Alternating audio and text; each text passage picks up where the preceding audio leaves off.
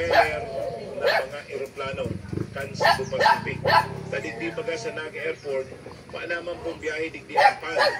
Ang biyahe na lang po kang PAL duman sa Bicol International Airport sa siyudad kan Legazpi, sa Daraga Albay. Sabi ni Mayor Tambong Galunta, kung dinanong, kung madadawag po nindo, kung naghihiling po kamo kang statement ni Mayor Tambong Galunta, dahil pwedeng is-hope ni Congressman Villaforte na sindaan nag-uulang na since ERAP time na igwana po ng proposal para sa reorientation and expansion ka Naga Airport, sila po pabor digdi. Kundi nagkalit-leche ang Kapitolyo, binabakal po ang daga sa kantidad na 8 pesos 85 centimos. Ang masakla pa, sabi ni Mayor Tambong Galunta, ang sabi po kan DOTR, ang babakalon lang nindandaga 134 hectares. Kung napano na biglang ang Kapitolyo, mabakal nindaga 200 hectares na. Si 134, dito kang probinsya ng 200 hectares. Asin, ang mga tugang, sabi pa ni Mayor Tambong Galunta, initong natatadang 66 hektarya, gustong ipabakal kang Kapitolyo sa kantidad pong 1,900 something yan. Ipabakal sa DOTR. Sabi yan ni Mayor Tambong Galunta.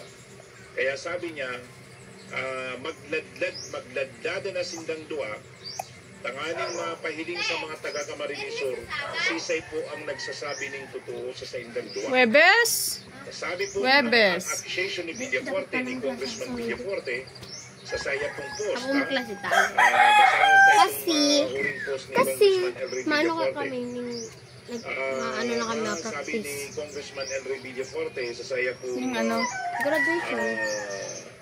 sa saya pong post Ano sa graduation social daw? media, 14. sa saya pong page. April? Ay, O yan po ang 14, sabi ni 15 sabi niya. Congressman Enrique, Hindi ako dyan, papagpilian niya.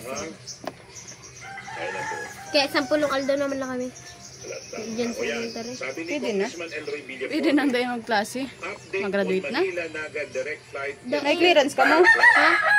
Ano yun? Governor Luigi Villaforte, Dapat makabakal na ako ni... Ay, personal buray, doon na met napasabi DOTR ka. Secretary Vince Dizon Ano pa pabakal mo? Puta. Ito yung bagang, ano na itong to, ano tuga, ito, ano sa ano? Manila Naga Itong flight via Clark diploma jacket. as the new departure point. Pero If din, the Clark sa atin na lang Naga mababakal. pushes through, it will be a huge and heavy burden to the Nanay. passengers. Nanay, This will Ano handa ni ate mo? affect tourism, business, Spaghetti. and trade in Kamsur, which, according to the Philippine Statistics Authority, is the largest economy in the Bicol. If tourism and trade is affected in Kamsur, anak it will iPhone, severely malinaw ng camera. impact the whole iPhone. region. We also iPhone push 14 and Pro discuss Max. to fast-track Ito palang Redmi Note 14. Redmi Redmi Note 14 pala. Development project. If this is fast-track, we will have a longer runway and we will have bigger, safer, jet-powered planes landing in our province. No more turbo propeller. Matagal na dapat tapos to this election. That's all. Matagal na dapat tapos to. This election, let's all support those who want this Naga Airport fast track and develop soonest, no delay and no contra. I see Mayor, sorry. Ang number 1 kontra ay si Mayor Bonggalunta ng Pili. Kasama niya ngayon ang nagkakandidato na congressman na mayor ng Naga City. Malinaw itong dalawa na magkasama ay pareho ang kaisipan, huwag iboto mga kontra sa development at progreso.